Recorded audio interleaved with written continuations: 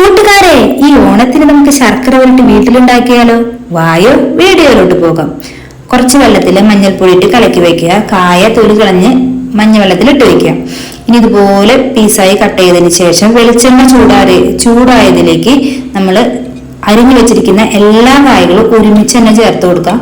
Law to medium ഫ്ലെയിമിൽ വേണം നമ്മൾ ഇനി വേവിച്ചെടുക്കാൻ. എനിക്കൊരു 3/4 മണിക്കൂറോളം വേണ്ടി വന്നു, കാരണം നന്നായിട്ട് വേവണം. അപ്പൊ നമ്മുടെ കയ്യിലിരിക്കുന്നത് നന്നായിട്ട് വെന്തോന്ന് അറിയാനായിട്ട് നമ്മൾ കയ്യിൽ ഇങ്ങനെ കോരിയിട്ട് ഇങ്ങനെ ഇളക്കി നോക്കുമ്പോൾ ചിന്ന സൗണ്ട് കേൾക്കും. അങ്ങനെയാണെന്നുണ്ടെങ്കിൽ നന്നായിട്ട് വെന്തു എന്ന് അർത്ഥം. കണ്ടില്ലേ, നല്ല സൗണ്ട് വരുന്നുണ്ട്.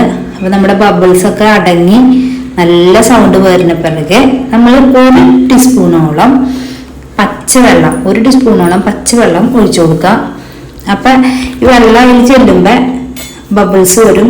ആ ബബിളൊക്കെ നന്നായി അടങ്ങി വീണ്ടും നമ്മൾ എണ്ണ നല്ല ക്ലിയർ ആയി വരണം.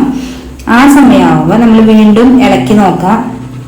അപ്പൊ നമ്മുടെ ശർക്കര വരട്ടിയുടെ കായ നല്ല പെർഫെക്റ്റ് ആയിട്ട് റെഡി ആയിട്ടുണ്ട്. ഇനി നമ്മൾ കോരി ഒരു പാത്രത്തിലോട്ട് ഇട്ട് വെച്ചിട്ട് നന്നായിട്ട് ചൂടാറണം. അപ്പൊ ഇത് അവിടെ ഇരിക്കട്ടെ. ഇനി നമുക്ക് ഈ ചൂടാറുന്ന സമയം നമുക്ക് ഇതിന് ശർക്കര വരട്ടിക്ക് വേണ്ട മസാല ഉണ്ടാക്കാം. വേറെ ഒന്നുമല്ല, ഒരു 1/4 കപ്പ് അരി നന്നായിട്ട് വറുത്ത് മിക്സിയുടെ ജാറിലിട്ട് കൊടുക്കാം.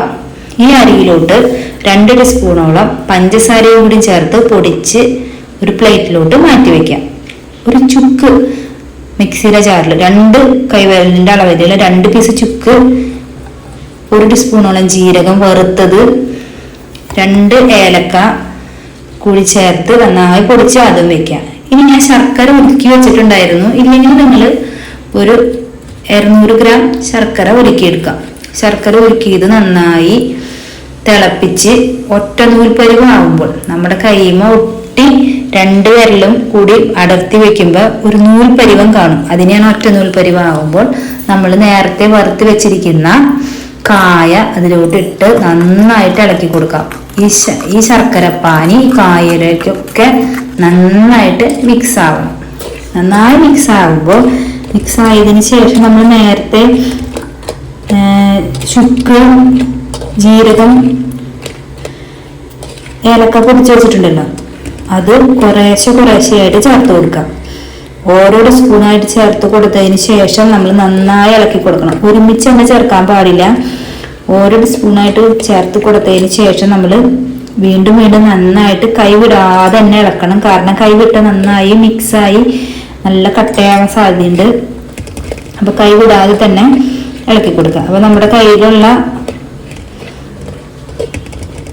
ചുക്കുപൊടിയുടെ, ഏലക്ക, ജീരകപ്പൊടിയുടെ ഒക്കെ മിക്സ് നമ്മൾ ഫുള്ളായിട്ട് ഇട്ട് ചേർത്ത് കൊടുത്തിട്ടുണ്ട്. നന്നായി ചേർത്ത് കൊടുത്തതിന് ശേഷം നമ്മൾ നേരത്തെ പൊടിച്ചു വെച്ചിരിക്കുന്ന പഞ്ചസാരയും അരിയുമില്ലേ, അത് പൊടിച്ചതും കൂടിയുള്ള മിക്സ് ഓരോ ടീസ്പൂണായി ചേർത്ത് നമ്മൾ ഇളക്കിക്കൊണ്ടേയിരിക്കണം.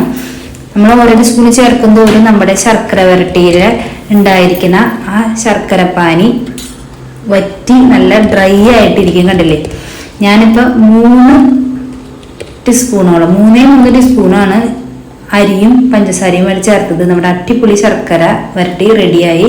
അപ്പൊ ഈ ഓണത്തിന് നിങ്ങൾ വീട്ടിൽ തന്നെ ശർക്കര വരട്ടി ഉണ്ടാക്കുക. അപ്പൊ ബൈ ഫ്രണ്ട്സ്.